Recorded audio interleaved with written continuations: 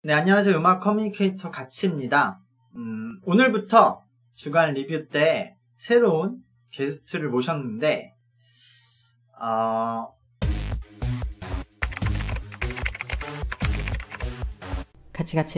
같이. 이번에 블랙핑크의 신곡 핑크베놈이 네. KBS 심의에서 부적격 판정을 받았대요. 이거에 네. 대해서 어떻게 생각하시나요? 어쨌든 지금 YG에서는 그냥 이거 재심의 요청 안 하고 그냥 KBS에서 틀지 마라 이렇게 가고 있는데, 내용은 보면은 이제 가사 때문에 네. 가사에 특정 브랜드 이름이 나왔다고 해서 그렇게 들어간 것 같아요, 지금 심의에. 근데 딴 데는 안 걸리고 왜 KBS만 걸렸지? 그러면? 그러니까 딴 데들은 점점 이제 허용을 하는 편이고, KBS가 마지막까지 이 브랜드가 홍보 그런 마케팅 때문에 막고 있는 것 같은데, 이것 때문에 저는 그냥 생각이 났던 게, 일본에서 재작년이었던 것 같아요. 2년 전에 향수라는 노래가 엄청 인기 있었던 시즌이 있어요. 그 향수라는 노래도 제일 핵심 가사가 돌체앤가바나 향수가 향기가 나, 뭐 이런 가사예요.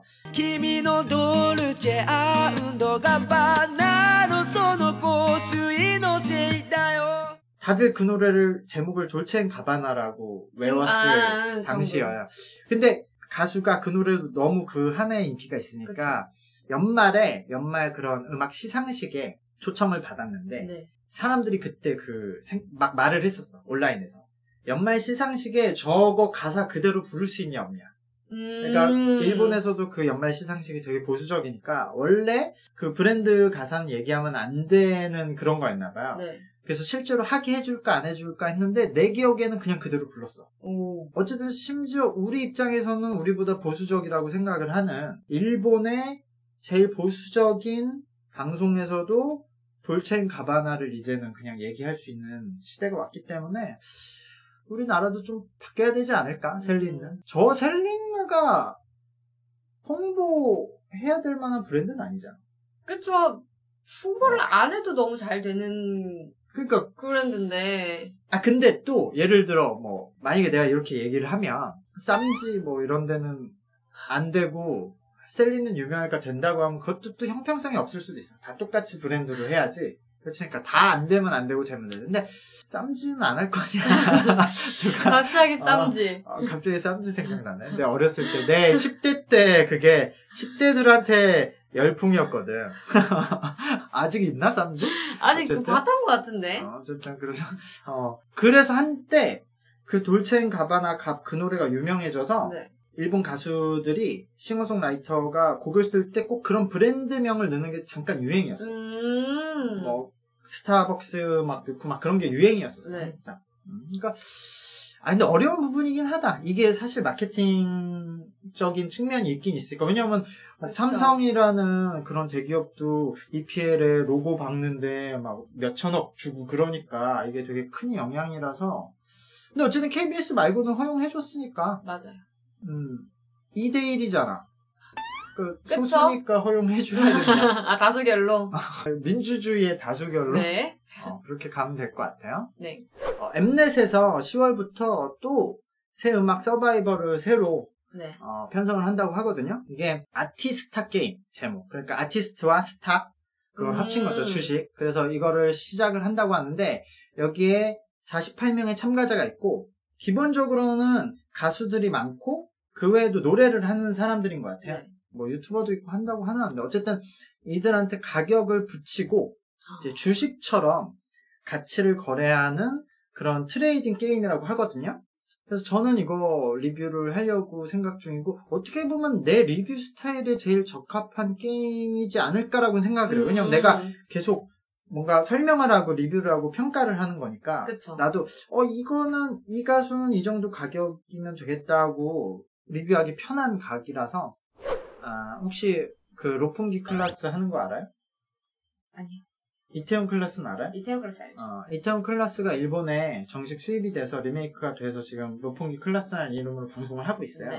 근데 이게 초반에 우리나라에서 좀 화제가 됐었는데 왜냐면 로폰기 클라스 1화가 딱 뜨고 나서 시청률이 되게 안 좋았어요, 일본에서. 처음에 동시간에 하는 드라마가 12개인데 12위로 시작을 했어. 근데 이태원 클라스는 일본 넷플릭스에서 1위였거든요.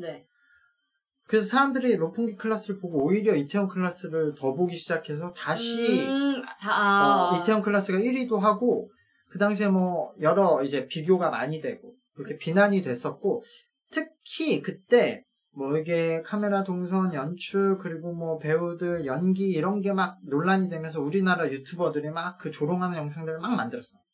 특히 거기에서 그 조이서를 뺨을 때리는 장면이 있는데 거기서 뺨을 안 맞아요, 일본에서.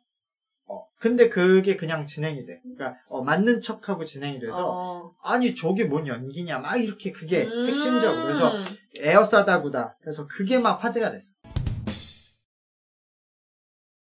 근데 사실 내가 그게 속으로 굉장히 가슴이 아팠던 게 그 여주인공이 히라테 유리나라는 히야키자카라는 일본 아이돌 출신 배우인데 제가 정말 그 칭찬에 맞지 않는 내 채널에서도 몇 번이나 그 친구 칭찬을 했던 친구예요. 이 친구가 연기를 못하는 친구가 아닌데 거기서 그 에어싸다구의 원흉으로 연기 더럽게 못하네 이걸로 막 조롱을 당하고 한국에서 내가 솔직히 말해서 봐봐요. 에어싸다구를 했어. 네. 근데 그게 드라마에 나왔어. 이거는 연기의 문제가 아니거든? 그쵸. 연출의 문제지. 맞아. 왜냐면 그거는 디렉션을 그렇게 준 거야. 실제로 때리라고 했는데 에어싸다구를 했어. 그럼 당연히 컷하고 다시 찍지 감독이. 감독이 애초에 디렉션을 야 그 맞추지 말고 그냥 예를 들어 배우가 난 맞기 싫다고 했을 수도 있지만 어쨌든 감독이 그럼 오케이 해서 연출을 그렇게 한 거잖아. 그럼 안 보이게 잘 찍든가. 근데 그거 갖다가 걔가 연기를 못하니 욕먹는 게 내가 가슴이 아파요. 왜냐면 연기를 잘하는 친구야.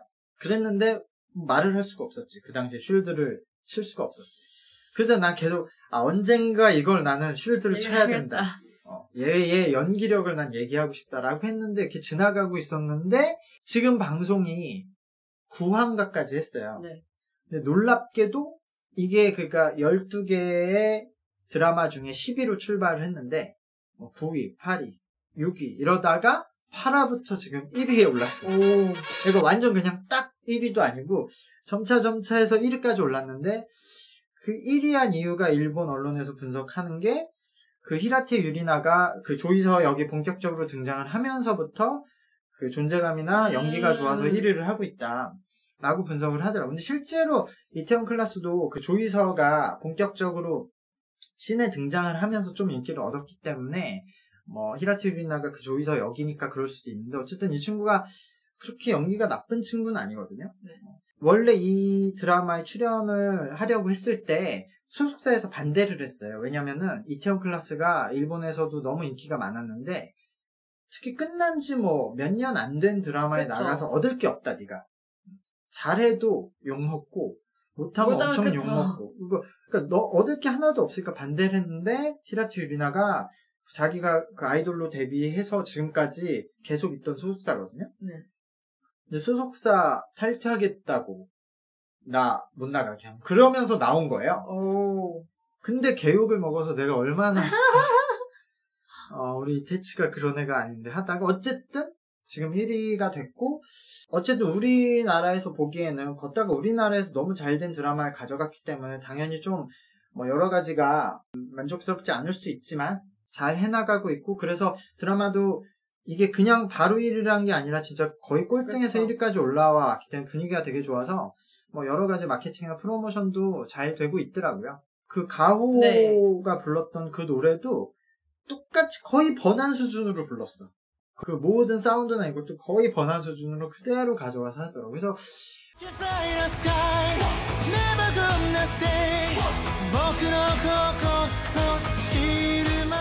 그리고 뭐 간단하게 전달할 소식은 애니메이션 진격의 거인이 뮤지컬화가 결정되었다고 하더라고요. 혹시 진격의 거인 알아요? 네. 보진 않았는데 워낙 또 유명하니까.